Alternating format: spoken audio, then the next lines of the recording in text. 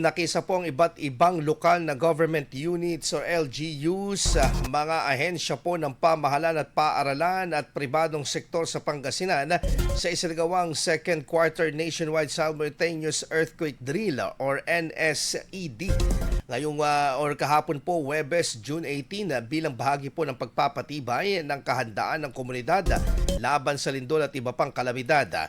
Isinagawa ang sabayang duck cover and hold drill alas 9 ng umaga kasabay ng iba't ibang panig ng bansa. Kabilang sa mga nakilahok ang mga lungsod ng Dagupan, San Carlos City, ang Ordaneta, Alaminos, gayon din ang bayan ng Lingayen, Manawag, Mangaldan, Calasiao, Binmalay, Bayambang, Malasiki at iba pang mga munisipalidad sa lalawigan. Layunin ng aktibidad na masuri ang kahandaan ng tanggapan at mamamayan sa oras ng malakas na lindol, mapahusay pa ang koordinasyon ng mga responder at mapalakas ang kultura ng disaster preparedness sa mga komunidad. Ayon sa Office of the Civil Defense, bahagi rin ito ng paghahanda sa posibleng pagtama ng tinatawag na The Big One at iba pang malakas na pagyanig sa bansa.